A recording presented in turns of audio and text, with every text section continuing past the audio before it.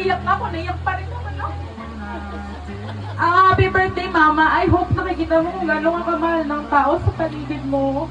Dahil lahat ng ito ay selebrasyon ng pagkabuhay mo. Lahat ng ito ay ginawa para sa'yo. At ikaw ang bida ngayon. Sobrang masaya ko kasi hindi tumigil gumawa ng mga anak sila Lola at Lola. Hanggang 10 at nabuo kayo magkakapatid. Thank you pa rin sa inyo mga mama. And I am so happy. I know kahit naman sino maging magulang ko sa kanila, I'll be proud.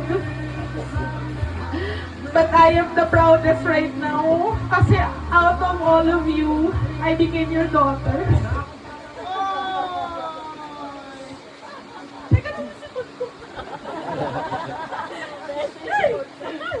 Hindi ako proud na maging anak mo dahil sa pera mo, but I am proud to be your daughter because you are very strong. Just like what you said.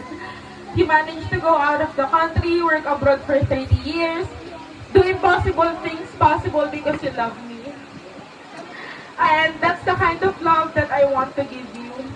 Kung bibigyan lang ako ni Lord ng pagkakataon, ibigay sa'yo lahat ng binigay mo sa akin, I think that's the best feeling in the world. Also, I am proud to be your daughter because you're always doing things out of love. Kaya mo isakripisyo ang sarili mo. Kaya mo ibigay ang buong pagkatao mo para sa akin at para sa pamilya. Maraming salamat sa pag-set ng example sa akin, sa pagiging inspirasyon ko. Kung tatanungin mo ako dati kung ano ang pangarap ko, like gusto mo ba talagang maging flight attendant, doctor, or police, dami kong pangarap eh. Pero nung lumalaki na ako, na-realize ko, gusto ko pala maging katulad mo. Gusto ko maging katulad mo, halimang magmahal, mag-alaga, hindi nagtatanim ng sama ng loob.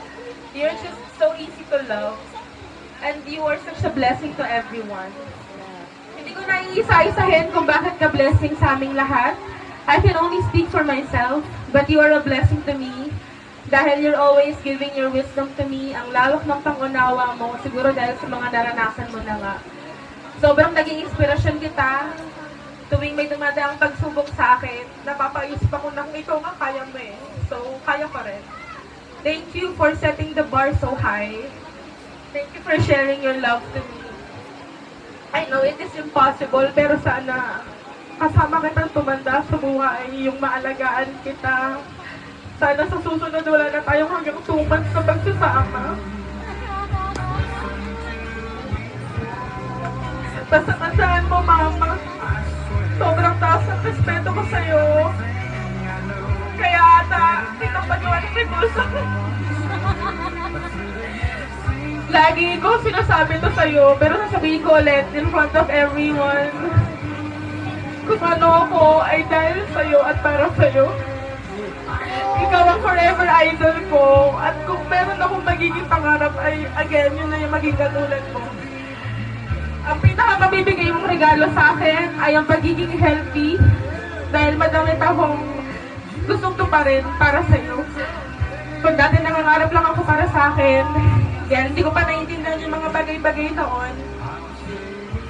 Ngayon, may pangarap ako para sa'yo. At isa sa pangarap ko nga ay maging kasing tatag mo, maging kasing bait mo, kasing ganda mo ngayon. So, happy birthday, Mama. I love you so much. Please live a long life because I want to give the world to you. Thank you for this life and thank you for my life. I love you. Happy birthday.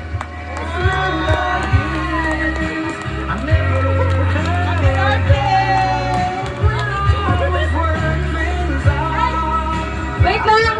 Ito pala yung regalo ko sa'yo. Naminiti mo. Kasi late mo na nasabi na gusto mong mag-Thailand. So, ang nabuklaw namin, sino man nagbayad ng flight, ako nagbayad ng amenities. All expenses paid next week. With me only, kasi yun ang gusto mo, di ba? 4 days and 3 nights sa Boracay with di ko pa nakakarating doon, diba? So, yan ang regalo ko sa'yo. Namin.